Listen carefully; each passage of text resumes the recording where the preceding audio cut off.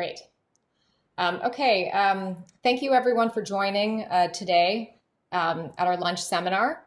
I'm really happy to have Kevin Schwartzwald, who is a doctoral student at the IRI and Columbia's Department of Earth and Environmental Sciences. So Kevin holds a BA in Physics and Public Policy from the University of Chicago. He also holds a Master of Law in China Studies from Peking University's Yenching Academy.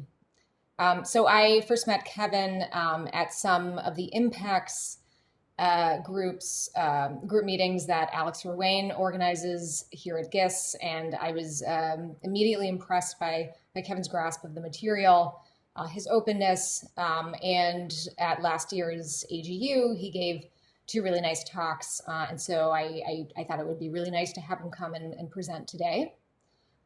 So just a few things before Kevin shares his screen.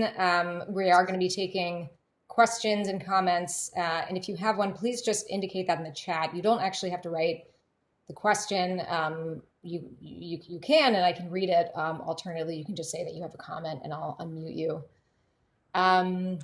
This should be lasting around 50 minutes, but Kevin, if we do run over, especially with questions, we're not going to be kicked off. The meeting does allow for about kind of half an hour after this. So this is being recorded. So if you have colleagues who mentioned they wanted to come but could not, we're going to be uploading the video in about a week or two. So I think that's it. So Kevin, if you want to go ahead and share your screen, I'm going to turn off my camera for bandwidth, but if you need anything, just let me know. Sounds good. Can you guys hear me? Yep, sounds great. Excellent. Well, yeah, I'm excited to be here and to talk a little about some recent work by myself. Also, Clara, thanks so much for that incredibly nice and generous introduction. But yeah, I'm excited to talk a little about some recent work by myself and some colleagues on better understanding the sources of climate uncertainty and climate impact studies.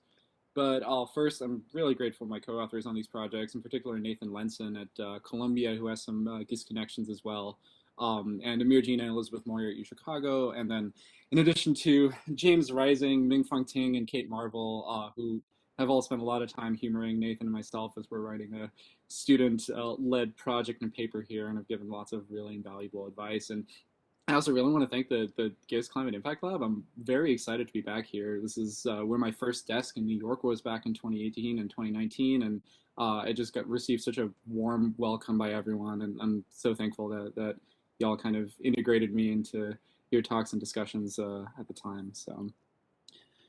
But let me first start off with some definitions. So first of all, what kind of climate impact studies are we referring to? And I know some folks in the audience are likely working with kind of process-based models, crop models, high-resolution flooding models, that kind of stuff. This talk is not directly about those approaches, but I do think there's a lot of transferable knowledge here. Instead, we're talking specifically about statistical models used in climate econometric studies that take historical weather data. So here's the average historical temperature distribution for the continental United States, for example. There's studies that find a relationship between those data and some societal variable of interest, so forming what's called a dose response function or a damage function. This, for example, is the Shannon Greenstone's temperature mortality study, in which both extreme hot and extreme cold days cause increases in mortality over days at about 15 degrees Celsius. And finally, there are studies that project these relationships into the future using climate projections from models.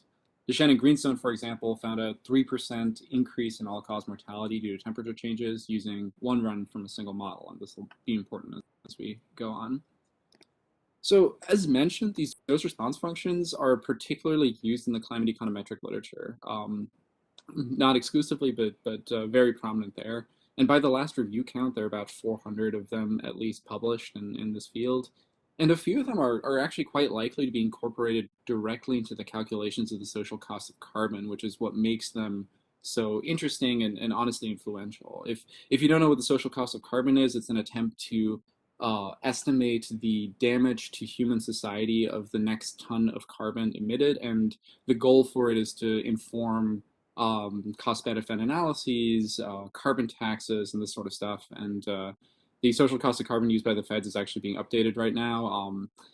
Well, I mean, I don't know if anyone's been following Louisiana versus Biden, which is a recent court case on this, so they might not be able to use the SEC for anything anymore. But if we're lucky, the fact of the matter remains that this type of study is generally likely to be quite influential in specific policy decisions, both in the US and abroad.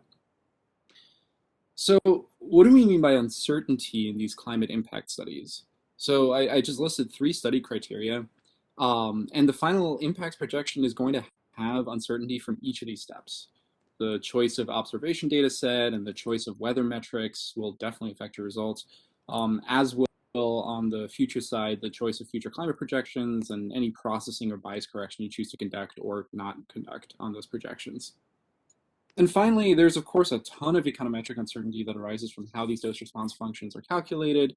There's even a role for climate uncertainty in this step in affecting, the stationarity or statistical independence assumptions that are often needed in these regression methodologies.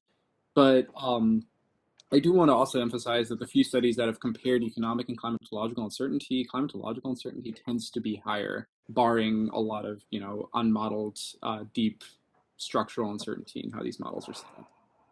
But since this is way too much content to get into in a single talk, I'm going to focus today on certain aspects of climate uncertainty in this last step here, which is when the impact of climate change on society is calculated for the future. And I'll talk about it in a few contexts. First, I want to talk about how the uncertainty in future climate projections interacts with dose response functions. And then I want to briefly touch on how the choice of projection methods affects impact projections.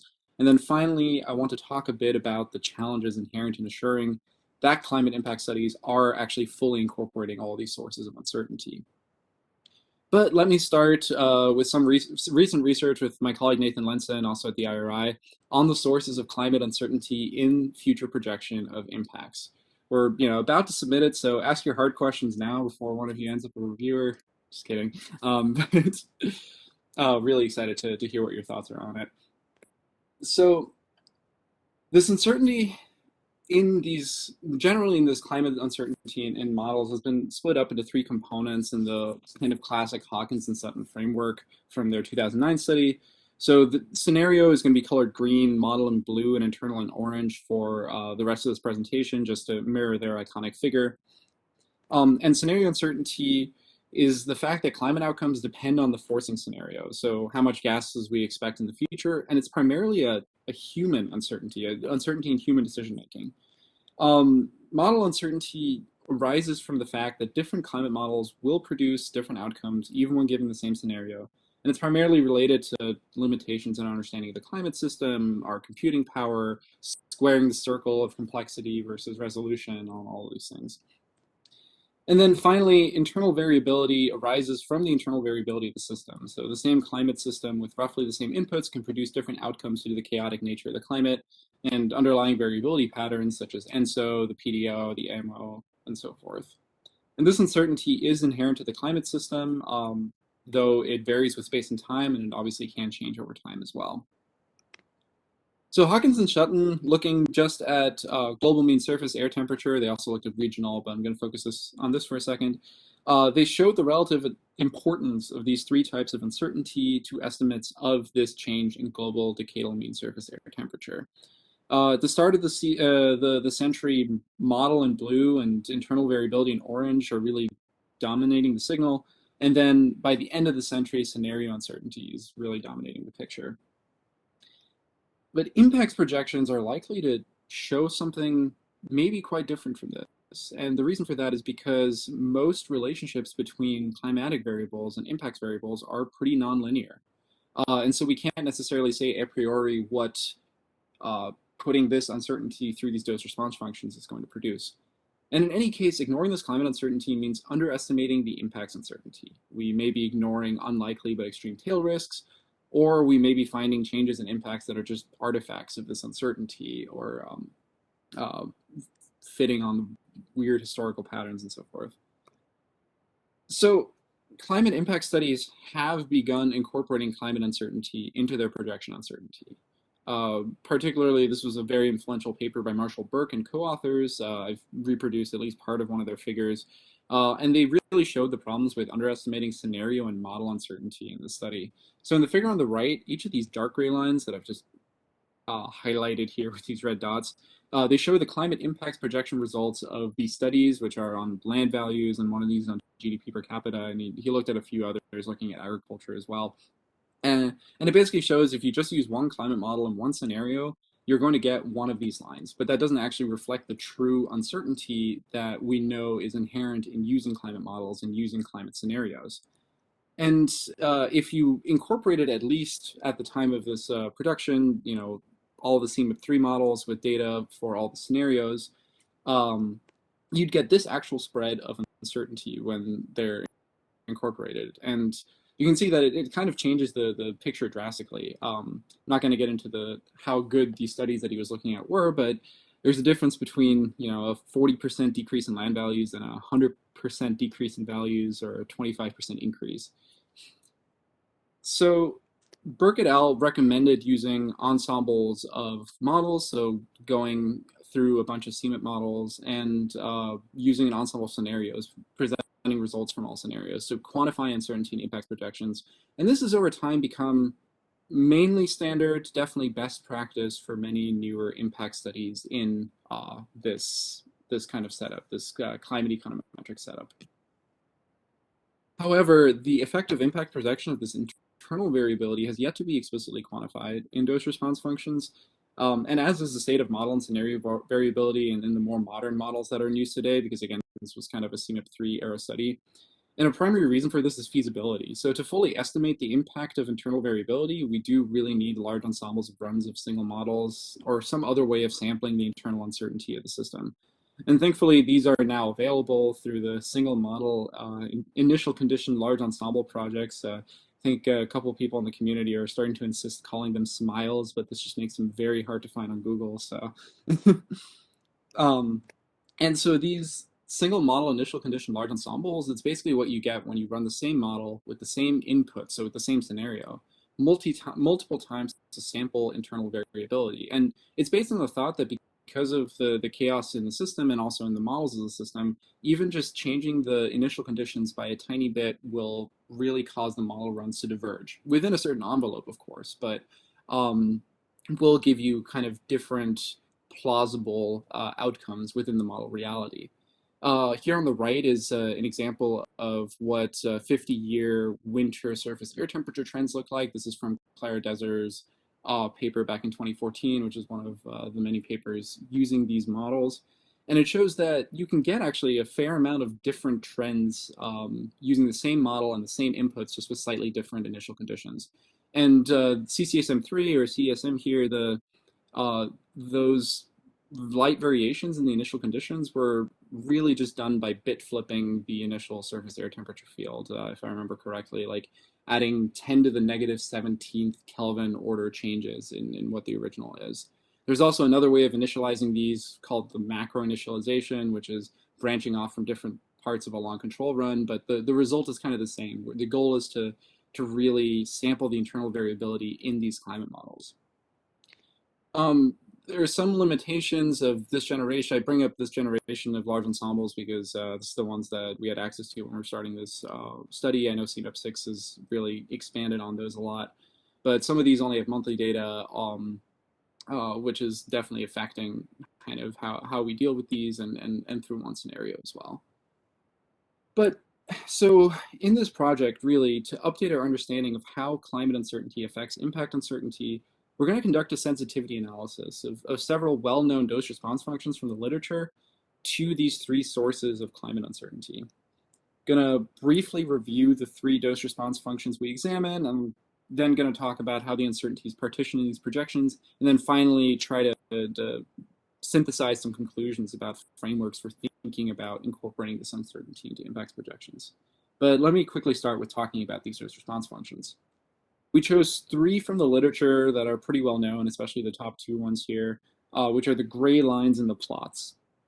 They show the relationship between days at a certain temperature and annual mortality in the top left, GDP per capita in the bottom left, and corn yields in the top right.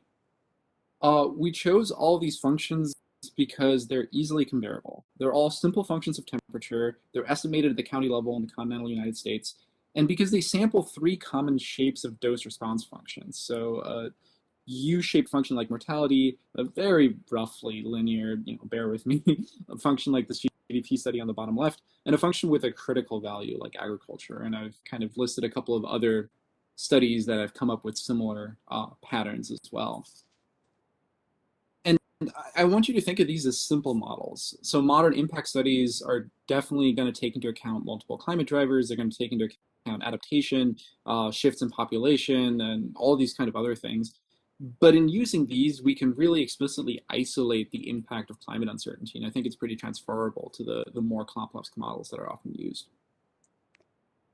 So to estimate uncertainty from each source, so scenario, model, and internal, we now have to create the projections of the impacts of climate change using these dose response functions. So to do these, we're going to create a series of temperature projections based on the reanalysis data product ERA interim. We could use better temperature data sets for this, but I think this is at least sufficient to kind of prove our point here.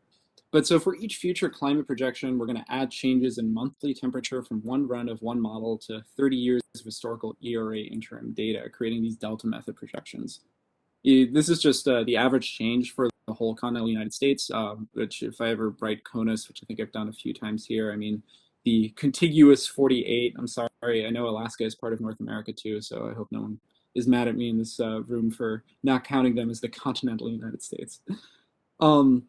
But here you can see the average change over the whole CONUS for by month, with the beginning of the century in green to the end of century in red, and these 7 large ensembles that we're using.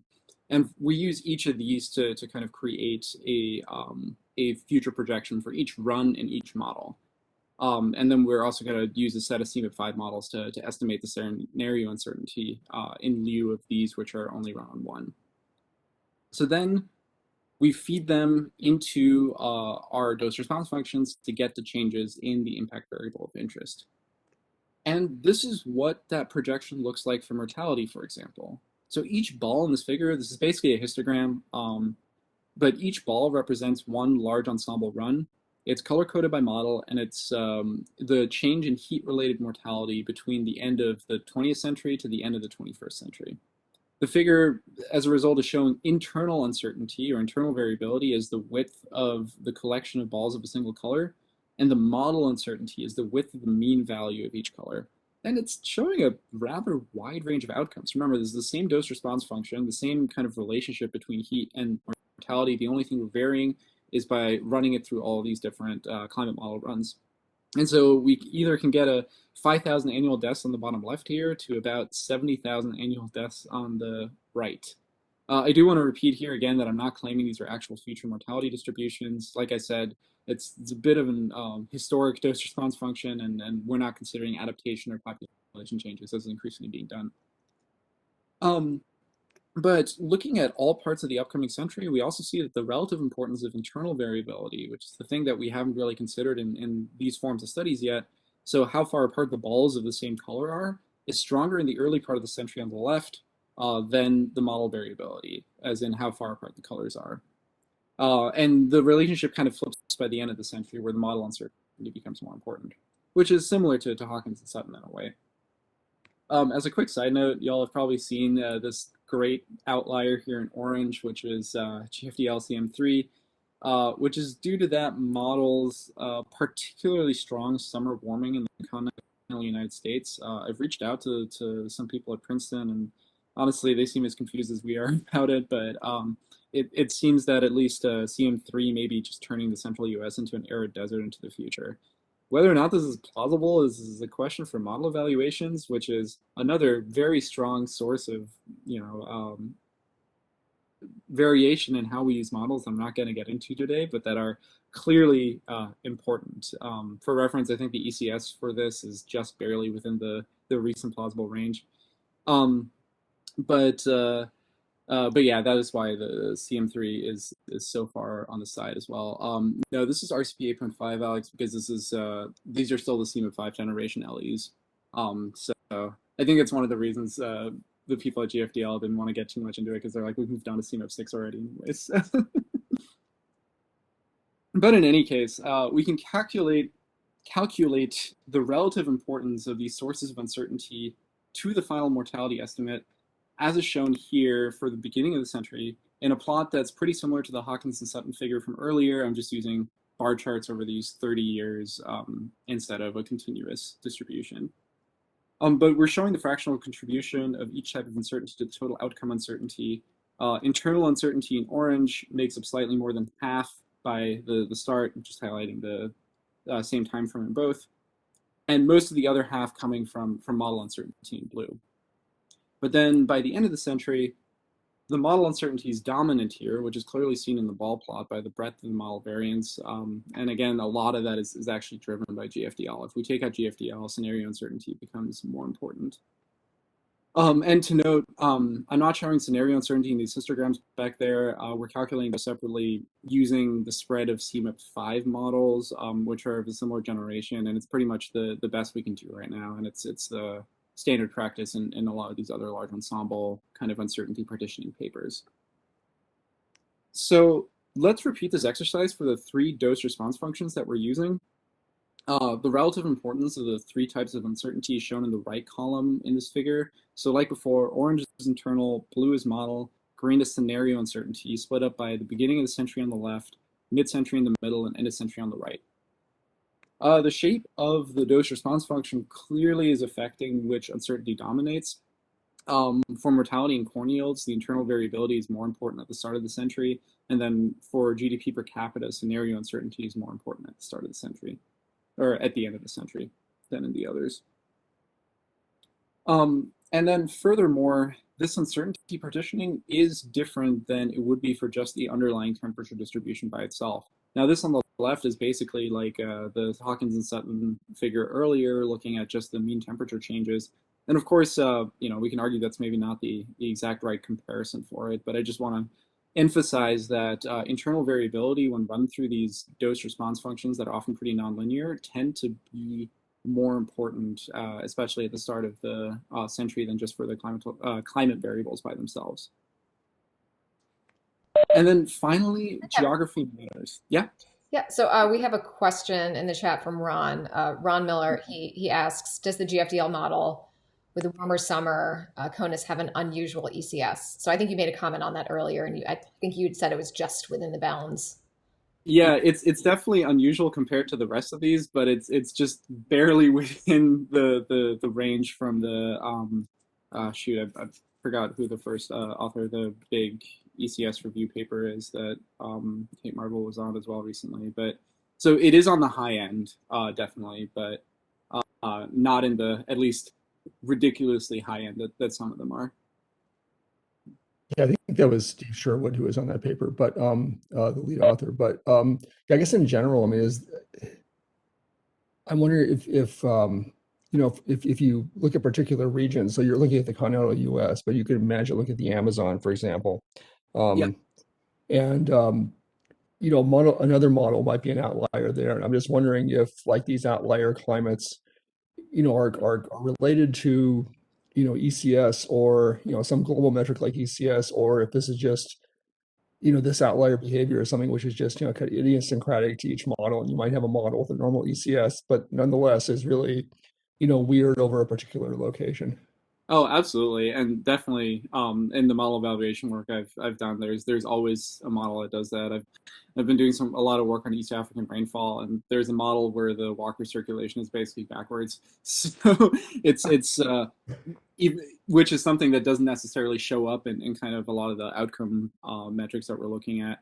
And I'm going to cover a little bit more about these issues about model choice later. I think one of the ways that we've approached the study is to kind of look at the uncertainty that's inherent in the way that people are using the data right now, which in this case is we just throw all the CMIP5 models into a box and then see what comes out.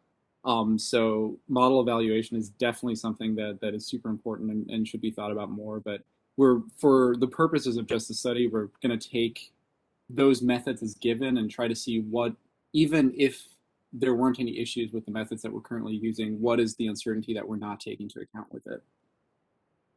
Okay, thank you. Mm-hmm. Yeah, so like I was saying, the geography also matters, unsurprisingly, since variability patterns are definitely very spatially variable, as we just brought up as well. So this is county level maps of the uncertainty, partitioning, and mortality projections again. The maps are summing up to one locally in each time frame. So it's down each column is one, and it's kind of the same relative contribution to uncertainty as before. So a lot of information here. So let's focus kind of on just a few bits of this, highlights maybe. So I'm going to bring back this variability partitioning figure and looking at the kind of start of the century. Internal and model variability are contributing the most to the estimate for the entirety of the continental United States. But we can see that it really depends where you are, where each of these are dominant at local levels. So internal uncertainty is more important in the north and northeast, and model uncertainty is more important in the southwest and mountain west. And this is something that we also see in people have just done trend analyses, and the large ensembles show that there's more trend variability within the models in the Northeast US. And not entirely sure for the physical reasons behind that, but you know, maybe NAO or AMO or something that the models are looking at in a particular way. But it also means that, you know, based on where you look at your domain, if you draw the lines across the continental United States, you're actually really, you know, integrating over a couple of pretty different regimes in terms of where the uncertainty is coming from.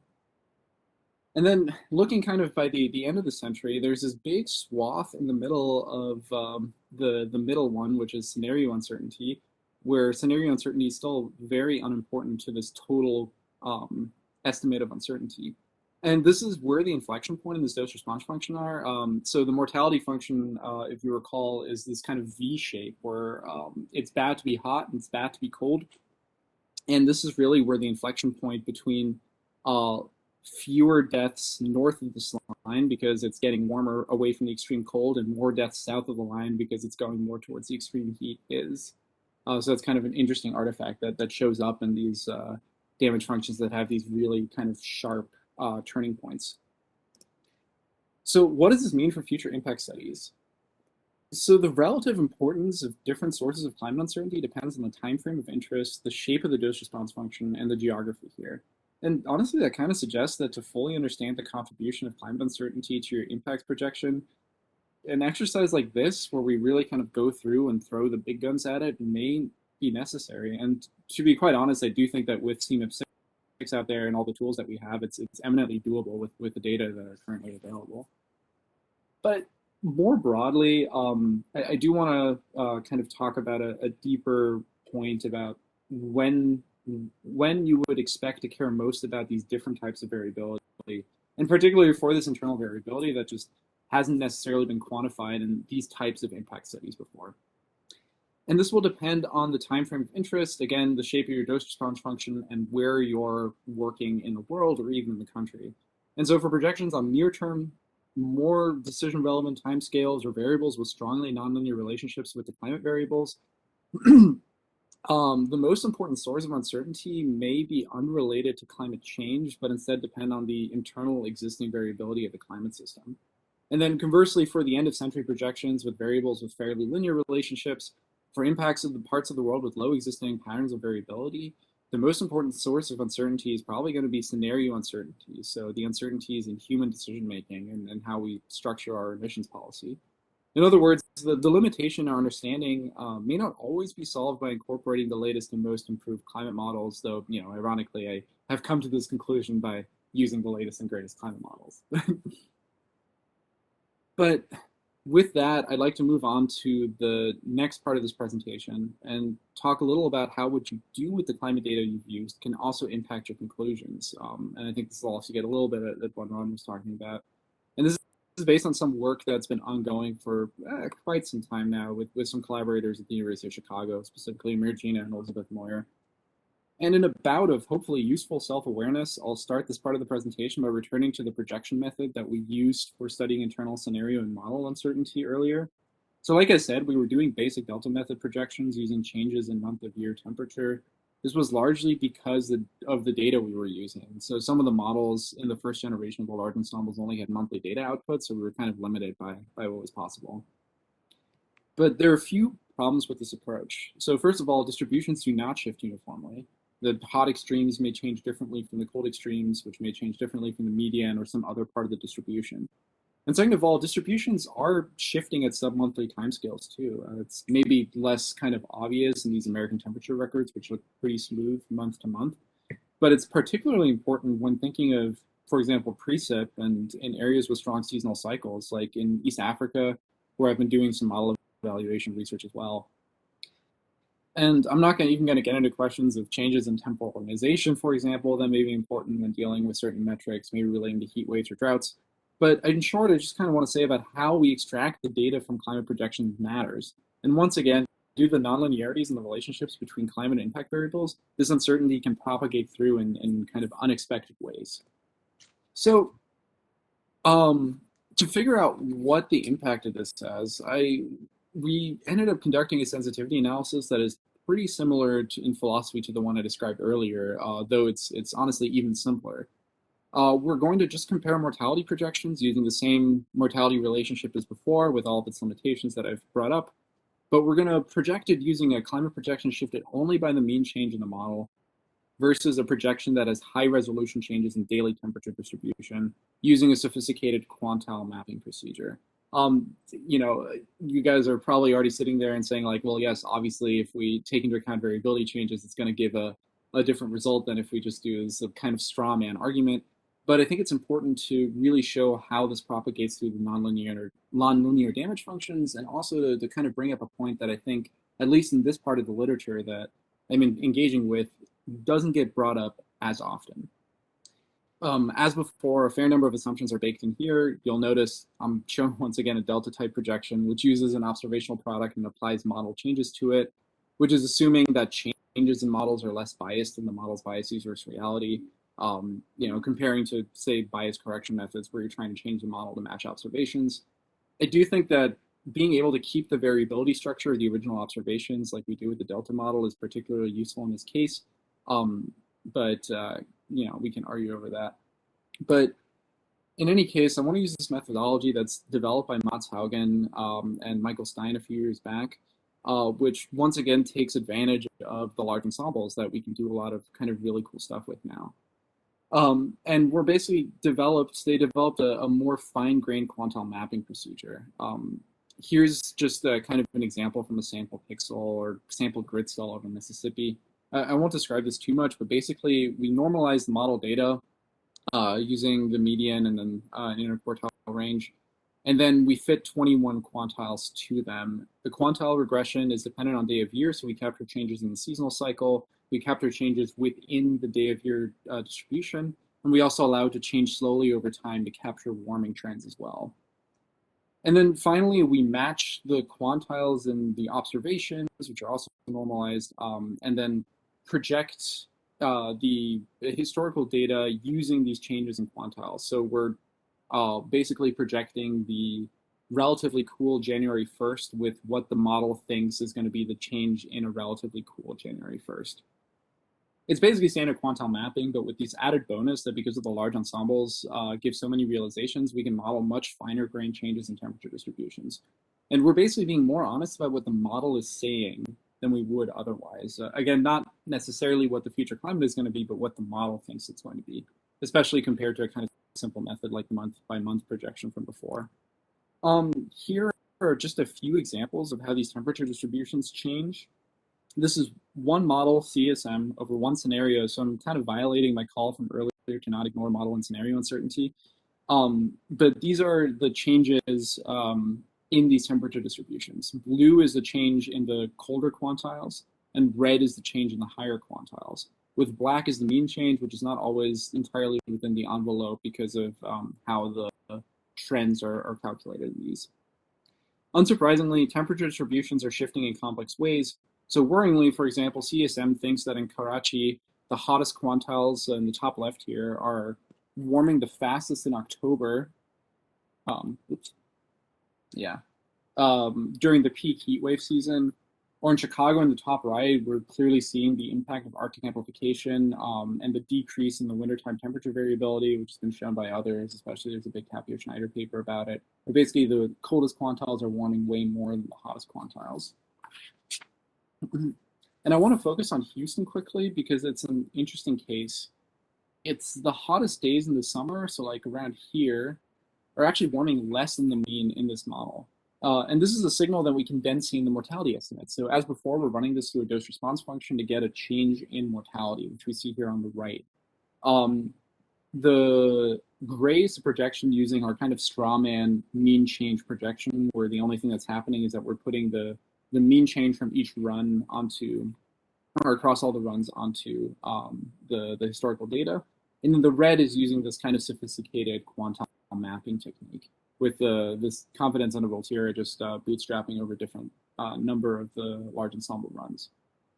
So the hottest days in the late summer are warming less than the mean in CSM in Houston. And as a result, unsurprisingly, the mortality changes are actually less than we would be expected if we had just used this mean change projection.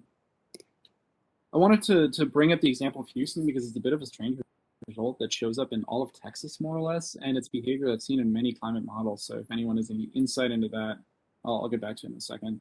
But first, let me describe this figure. So it's a map of what happens when we compare these two mortality projections. In each county that's shown in red, we are underestimating the mortality by using the straw man mean change projection.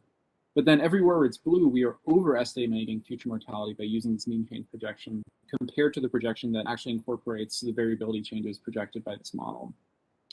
I brought up Chicago earlier because cold extremes are warming way more than warm extremes during the winter. Using the mean change projection is going to overstate the future mortality contingent on this dose response function. We can see that with a bunch of blue counties up here in the Great Lakes. And like I said, in Texas, in the top left, the hot extremes are warming less than the mean during the summer, and the mean change projection is overestimating the future mortality here too. Like I said, I'm not entirely sure what's physically causing this, but I've seen behavior like this in multiple models. And if anyone has any insight on why only the Western Gulf Coast is hot extreme warming that's less than the mean, please let me know. But overall, there's a lot more red than blue, meaning that our strawman simple mean change projection is going to underestimate mortality in the continental United States by about 18% in total. So in short, again, I'm not going to claim that these are the true quote unquote future mortality projections because of all the limitations that I've said. But I want to bring up the point that the choice of projection or bias correction method matters, and particularly if there are complex shifts in distribution, as we know is the case for temperature. I also don't think it's particularly surprising as a result, and I'm definitely not the first to bring it up. But like I said, we do believe it's important to show how these distributional shifts interact with these nonlinear dose response functions common in climate econometrics. I also want to point out that I chose variables that are relatively unproblematic to quantile maps, specifically temperature in the United States. I mean, obviously there's still issues because the temperature changes are driven by what the model thinks these weather patterns are, which may be good or not. But I just submitted a paper on rainfall in East Africa, like I mentioned, and let me tell you, bias correcting there is pretty much nigh impossible, and you're going to get a lot of crazy results.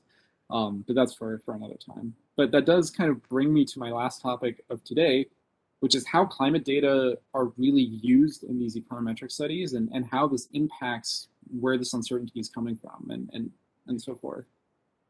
And I've reached out to a few people in the epistemic community about this. This is not the result of a representative scientific survey by any means, but the issues I'm about to bring up are things that I've heard about for pretty much the whole time I've been working with climate economists. They're issues around what I like to call use uncertainty as an extra pillar beyond the scenario, model, internal, historical, and further. It's in addition to all the baked-in uncertainty in climate data, climate projections are rarely used in an optimum way, and honestly rarely used in the way that their creators are kind of intending for them to be used. I like to bring up this example here on the right from, again, this excellent Marshall Burke paper that had a huge influence on this field. It's not standard practice anymore, but this is one of the practices that motivated the study. Basically, for many years, many climate econometric studies were using a single future projection, specifically like a CMIP3 era Hadley model, A1B scenario. And basically, just because it was published in a particularly easy to use format for economists who are using Stata or R, which Stata in particular can't read net CDFs. I think it was because they were publishing like .dat or CSVs or something. And I bring this up not to criticize these studies necessarily. Like I said, incorporating model uncertainty is pretty standard practice nowadays. But I want to emphasize that I think it's part of the responsibility of us as climate researchers and producers of climate data to think about how that data and information will be used by people who aren't experts in climate science, but who are going to use this for possibly pretty influential work.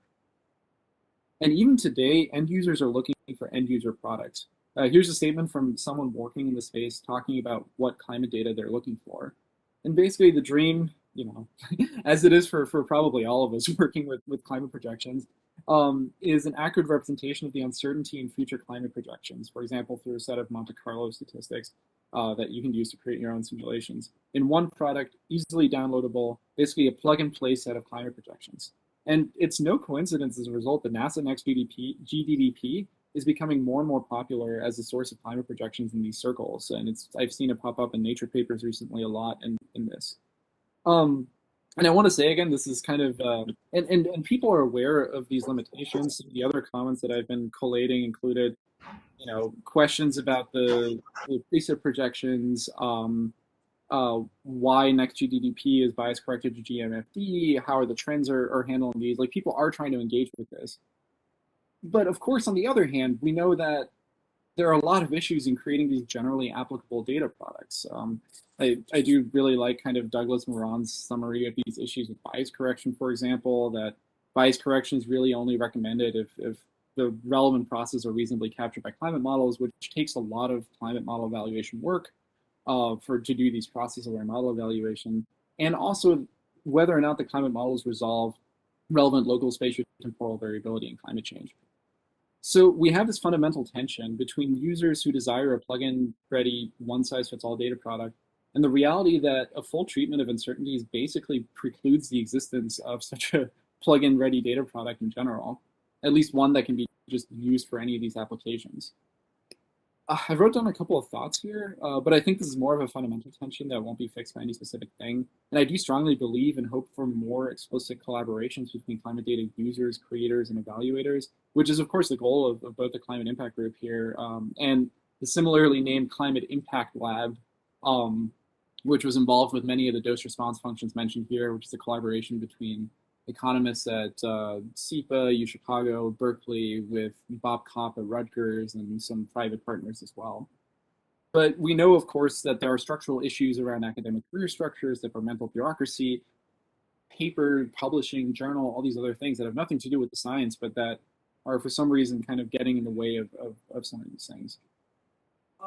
I personally hope that sensitivity analyses like the ones that I showed today could help at least inform this debate by providing some information on when we need to care about which sources of uncertainty. So maybe in some cases, the one-size-fits-all data product does provide a decent gauge of future climate uncertainty, for example. And it'd be good to know whether that's the case or in which circumstances that's the case. And obviously, I'm not the only person working on this, and a lot of people kind of trying to answer this question as well. Or we could all just give up and move towards storyline approaches. But I kid, but there's no fun in that. But my goal for today was to show some recent research on how uncertainty in our understanding or simulation of the climate affect the uncertainty when calculating the impacts of climate change on society. And uncertainty can propagate through every step of this process of calculating dose response function and projecting climate impacts. And really understanding the magnitude of that uncertainty is crucial to interpreting those projections. So with that, thank you very much for having me. I'm really excited to have been invited back here, and I'm super looking forward to your questions. And also feel free to get in touch with me directly using my email above, or that's my GitHub. I have some great raster to polygon aggregating tools that I've been trying to optimize recently as well, but would love to continue the conversation. So thanks so much.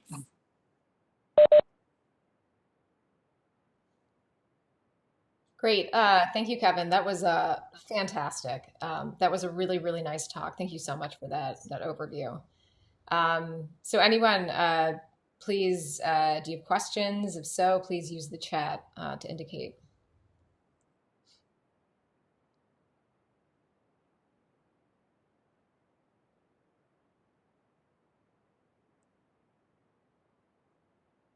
Okay, Alex, I think put a exclamation point. I think impressed. And then Ron, do you want to ask or make your second comment?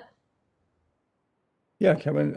So one of the things that's kind of a known pitfall about the CMIP6 archive is that we have a real range in climate sensitivity, and some values are almost implausible. I don't think we could say that they're wrong, but it just seems like people have less confidence in them, Yeah. and it just seems like it makes things more complicated compared to CMIP5. So do you have any just general comments about your strategy for dealing with the CMIP6 archive, or do you have any worries or strategies forward?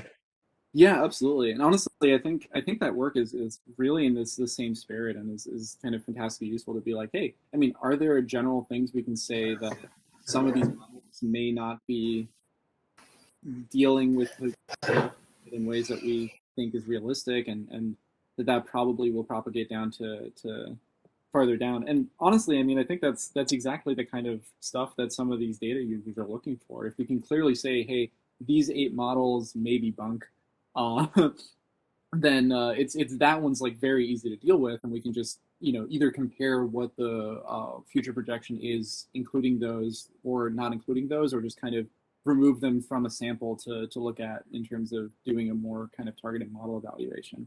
So yeah, I think it's really good that that kind of research is happening, and uh, it's but on the other hand, I think it's also research that maybe not as propagated fully through yet, and especially for part of this epistemic community that really is looking for this sort of NASA Next VDDP ready to use data product. I feel that's like stuff that maybe needs to be thrown in as a warning when people are downloading this data, or uh, and that kind of stuff. So in short, I think that's really, really kind of important research to take into account here, and I think really actionable research, especially in this framework of choosing which models to use and that sort of stuff.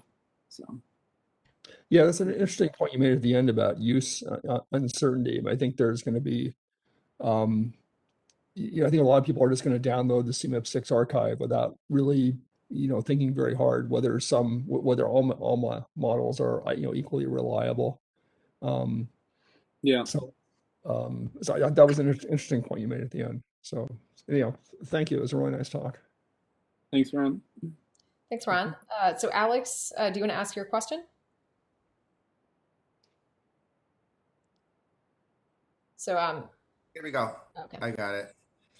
Yeah, first of all, Kevin, great to see you again, and really exciting to see all of this work that you've been doing. Really interesting stuff. Yeah. The question, I actually have several questions, so I'm gonna pick one, and then if there's a lull, I'm gonna raise my hand again. Um, but my question was about kind of this middle step here, number two, Yeah. how we fit a dose response function. But of course, if we hired 3 different groups to fit that, they might choose different methodologies for that fit or have different extents of their panel regressions or who knows what. Is there any way we can evaluate that level of uncertainty? Because I would imagine different parts of that distribution are more robust than others and therefore overlap with, let's say, Nebraska or Tennessee being a place where it would be more uncertain. Oh, absolutely. And the thing is there are obviously also confidence interval in all of these kind of estimates, which the main reason we haven't posted them in these is to not give the false impression that we are also comparing to that fit uncertainty. But especially on the kind of low end of this particular dose response function, there's the uncertainty is pretty damn high. Um, and the way that that's usually calculated is it's kind of there's an inherent just uncertainty that you can calculate out of the statistical methodologies that are used for these regressions, and which give you a confidence interval. The thing I'm generally more worried about is potential structural uncertainty um, in how these dose response functions are even thought of. Like, are we correcting for the right things? Are we using the right variables? For example, for heat-related mortality, I mean, I feel like every epidemiologist, and to be fair, a lot of these economists as well will say, well, temperature isn't even really the right variable because the thing that the human body responds to is something more akin to wet bulb temperature, for example.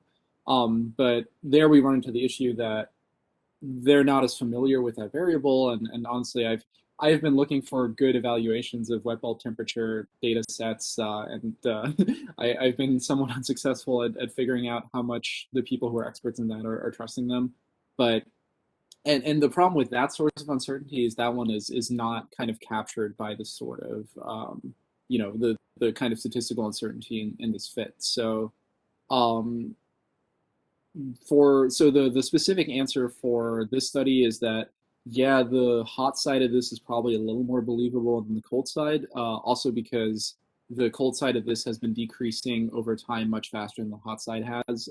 Though in America, both sides of this damage function have been decreasing because people are getting richer and have air conditioners and better medical care and this sort of stuff.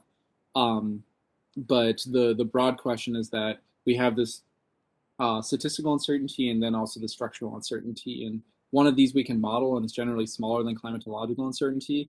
The other one is much harder to conceive of, and I think is best addressed by just having more people working on this and more different groups kind of looking at these problems in slightly different ways. So, in the kind of Naomi Oreskes view of why trust science, you know. Yeah, well, thanks, Kevin. Yeah, this is a whole rabbit hole. Maybe you and I can talk about more in the Yeah, future. absolutely. The other, yeah, the other elements there, of course, is if you fit a model to each pixel, you get a different answer than if you fit across the whole area. And Yeah. then when there's weird things like carbon dioxide for corn growth Oh, matters, which absolutely. isn't in the historical but is in the future. That kind of stuff gets complicated really fast, as you know. Anyway, thanks again. Mhm. And in this case, they're mainly doing county level data because that's where a lot of the socioeconomic data is at. And that comes with its own issues about how are we aggregating the raster data onto the polygons and all this sort of stuff. So Great, thanks, Alex. So I'm just going to ask a quick question myself, just because it relates to this last point about part 2 on the slide. And it's just a technical point. So this dose response function, however it's constructed, does have some kind of non-stationarity to it. So is that considered to be second order and we don't really care that much about it relative to these other sources of uncertainty? Or is that actually explicitly accounted for?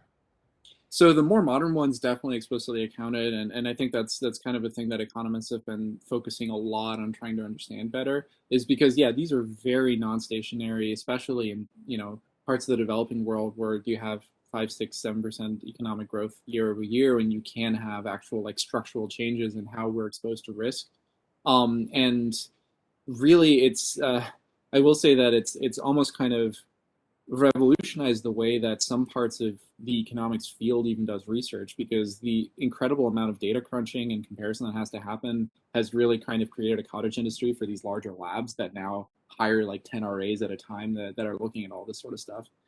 And it's very easy to kind of go very deep into this. But the kind of best practices way that, like I said, the Climate Impact Lab, which is this group of economists, and Bob Kopp, who have been working on this sort of stuff and are really kind of considered probably the state of the art for a lot of this, and are involved with the social cost of carbon calculations, is really kind of, first of all, individual damage functions for each location. So the one for Uttar Pradesh in India is going to be different from the one in New York or something.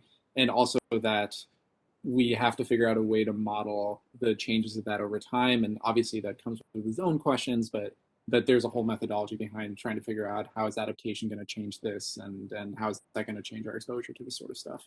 So. Yeah. Complex. Okay, so Marco, would you like to ask your question? Yeah, hi. Congratulations, great talk. I think you partially answered to my question, which was basically I was thinking the systems will adapt along the years. I think the models will assume probably equilibrium. So I was wondering how this is a very general question coming from somebody who's just stepping into this field. But I really enjoyed a lot the part where you put attention. I think the very simple slide, because being a scientist.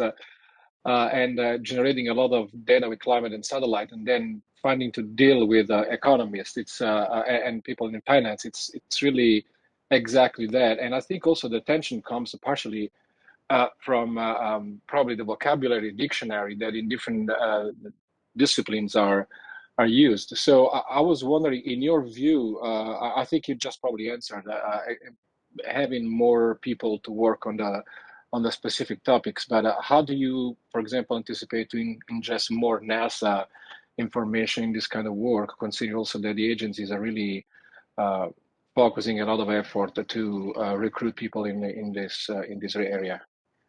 Yeah, absolutely. Also, to your PM, more than happy to follow up offline, so feel free to write me any emails you want. But yeah, to your question, I think that's yeah, it's a really kind of hard question to answer because I feel it's one of those where everyone kind of agrees on what the ideal of this looks like, but everyone is kind of stopped from getting towards this ideal by a different set of kind of annoying circumstances. And part of this also relates to the pressures of academic careers and how hard it is occasionally to get this sort of interdisciplinary work to get the recognition that it deserves, even if it's highly influential outside of academia. And an example, I am very going to anonymize this because this is very kind of under the table quotes that I got, but at some institution at an economics tenure discussion, the tenure committee was kind of laughing about the candidate having published in this journal that nobody had ever heard of called the American Journal of Public Health, which is still one of the most highly influential public health journals in the world. And there's really not a kind of support for interdisciplinary work, so you can kind of end up, saying, okay, I'm going to take the plunge. I'm going to collaborate with climate scientists. We're going to build up this lab together. We're going to really make sure that all this stuff is done right and that we have experts in each of these fields working on this. And at the end of the day, someone may be trying to get to another job or move to the next step in their career, and their hiring panel is just like, okay, but we don't understand how to how to incorporate this.